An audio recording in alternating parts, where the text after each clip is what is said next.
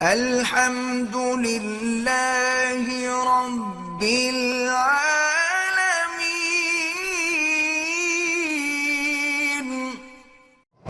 زندی بچے جو ہیں ان کے لیے سورۃ الاخلاص 100 دفعہ پڑھ کے دعا کریں۔ میرا دل بہت اداس رہتا ہے، اس کے لیے اللہ کا قرآن کی تلاوت کیا کریں اور آیت الکرسی ہاتھوں پہ دم کر کے سارے بدن پہ پھیرا کریں۔ طلاق کے بعد بچے کی ذمہ داری ہمیشہ باپ پہ ہے، وہ جب تک چھوٹا ہے ماں کے پاس رہے گا، لیکن خرچہ وغیرہ ہر چیز باپ کی ذمہ داری ہے۔ نماز پڑھتے وقت عورت پاؤں ننگے رکھ سکتی ہے، اگر جراب نہ پہنے تب بھی نماز جائز ہے۔ 2 سال کے بچے کو بس ساتھ اٹھا دیں، جب اپنی نیت کریں اس کی طرف سے بھی کر لیں، آپ طواف کریں وہ بھی کرتا رہے گا، اور باقی اس پر کوئی حکم نہیں۔ مشترکہ خاندانی نظام میں رہنے کی شرعی حیثیت یہی ہے کہ بہت اچھا ہے، کیونکہ ایک دوسرے پر نظر ہوتی ہے، ایک دوسرے کے ساتھ حفاظت ہوتی ہے، ایک دوسرے کی مدد ہوتی ہے۔ آدمی اکیلا ہو تو کیا کرے گا؟ کہتے ہیں آج کل وہ جو نئے لوگ آئے جس کی وجہ سے لوگ ننگے سر نماز پڑھتے ہیں، کونیاں پاؤں کے درمیان گز بھر کا فاصلہ رکھتے، اللہ ہدایت دے، لڑائی کی کیا ضرورت ہے؟ بس ان کا اپنا دماغ ہے۔ حضور پاک نے ساری زندگی پگڑی مبارک اور ٹوپی مبارک کے ساتھ نماز، کبھی سر ننگا نماز نہیں۔ ایک ہے کپڑا نہ ہو پھر تو ہو جاتی ہے نماز۔ بہرحال طواف کرتے ہوئے منی کے قطرے تو نہیں آتی، یہ مزی ہوتی ہے، لیکن اس کے لیے بھی وضو کرنا ضروری ہے، اس کے بغیر نماز نہیں ہوگی، نہ طواف بھی نہیں ہوگا۔ نہ پکڑیں آپ بھی کہا تھا کہ آپ اتنے کمزور ہیں۔ رونا نہیں آتا درود شریف پڑھیں اور استغفار پڑھیں۔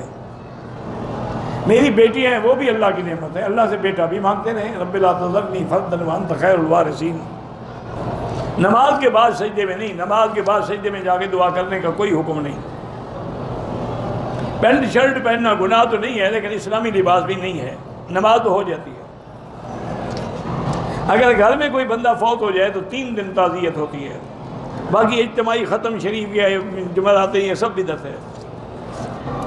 کہتے ہیں کہ ہمارے لوگ جب مرتے ہیں تو کل خانی میں لوگ مرے ہوئے آدمی کے کپڑے، جوتے، پگڑی، کھانے پینے کا سامان ختم شریف پڑھوانے کے لیے رکھتے ہیں، تاکہ مولوی کو ملے گا تو اس کے نصیب میں یہی جوتے تو ہیں، اور کیا ہے؟ بالکل بدعت ہے۔ عصر کی نماز کے بعد تو نوافل ممنوع ہے، طواف کر سکتے ہیں، نوافل مغرب کے بعد پڑھ لیں۔ قبلے کی طرف بھی منہ کر کے دعا ہو سکتی ہے اور پشت کر کے بھی ہو سکتی ہے۔ میں نے ایک آدمی کا 30,000 قرضہ دینا ہے، آج عمرہ کر سکتے ہیں، نیت کر لیں کہ ادا کروں گا۔ میں دوسرا حج کرنا چاہتا ہوں، اگر آپ مکے میں رہتے ہیں تو افراد ہے، آپ کو بکری نہیں دینی ہوگی۔ میں نے عمرے کے لیے جب طواف کیا مجھے شک ہے کہ 6 چکر ہوئے یا 7 ہوئے ہیں، صفا مروہ میں سعی کیا، اب اسی شک کو چھوڑ دیں، اگر 6 بھی تھے تب بھی ہو گیا۔